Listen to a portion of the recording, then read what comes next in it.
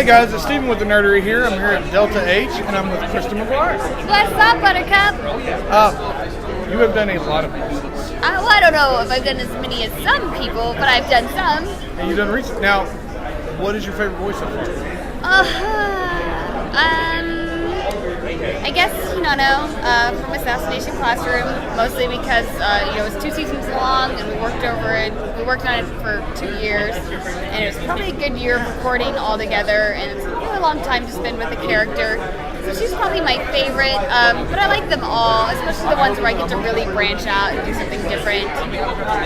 What about being the Virgin Witch? Well, I wasn't the Virgin Witch. I'm pretty sure that witch wasn't a virgin at all.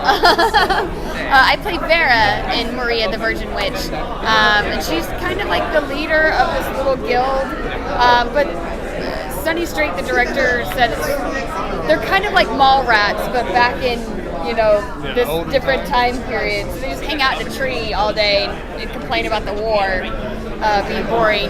So I was like, well, cool, I'm just going to be a bored witch. That's awesome. I think this is typecasting, but okay. Has there ever been a voice you didn't enjoy doing? I mean, no, because I love money.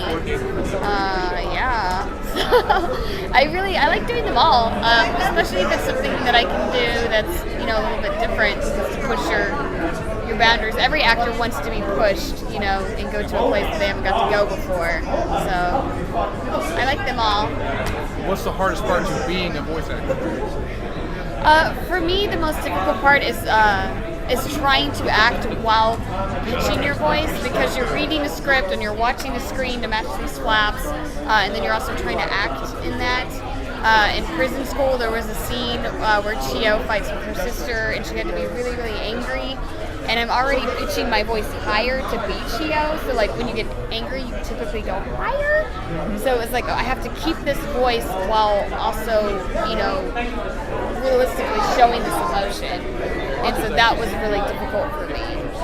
And I struggled with it, and I went home and cried when I was done. I was like, I'm the worst actor ever. I see, and I think you did great. Oh, well, thank you. To people that are looking at trying to get into voice acting or just have that interest, how do they start? Well, I think pretty much any voice actor will tell you this, and that is take theater or take acting classes. I had some theater experience when I went in for open auditions, and that helped a lot. But even me, I did 2 years of background voices before I got cast in a show as a named character. And I realized about a year into it, I was like, it's because I haven't put forth the effort to be a better actor. And so I started taking acting classes and everything like that. And after about 6 months of acting classes, that's when I got cast in my first lead role. Or not lead role, but my first named role. And I tell people, I'm like, those acting classes help so much. And if you're looking to get into it, you should definitely give yourself the best opportunity that you can. Or your best chance, so that when that opportunity presents itself, you can really make the most of it. Now, have you ever had a character in an anime that you were doing where there was another role you kind of wish you would have got that one for that character's attitude and play? I think everybody wishes they were a bigger part, or things like that. With Chio, I have to say, I really thought she was just going to be a dick, and that she wasn't going to be. She seemed very two-dimensional.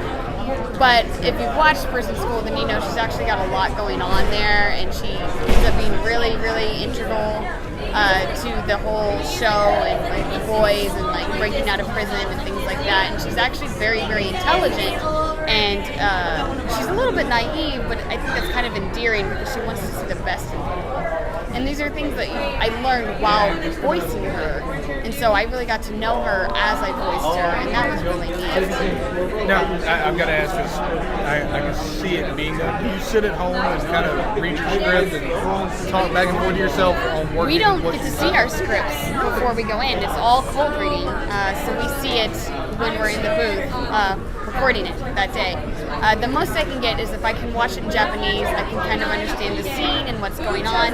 But even so, the director may choose to go a different route with it. I know, like with Chio, we really played up the anger part of her scene, and I felt like in the Japanese she wasn't quite as angry. But Sunny Straight, the director, really wanted to push it. It was like sisters fighting, like they don't hold back. And, so what we may see in Japanese may not be what we do, in the English dub ultimately. So that's the closest we get to being able to prepare for that role. But we don't get to see the script beforehand unless you're writing it. See, and that would seem like that'd be very difficult to go into a cold script and, okay, I've got to express this emotion really quickly. That's where acting lessons come into play. Improv and stuff like that all helps with cold reading a lot. It helps you think fast on your feet, make quick decisions. But it is very difficult. A lot of people think it's easy, and there's actually a lot of technical aspects and things you need to know about acting that help you make those decisions on the fly. And now we have one question we ask everybody. Okay. Which is, what is your definition of a nerd? I don't know, because like nerds are so cool right now. Like we're the new cool kids, There's no wrong answer.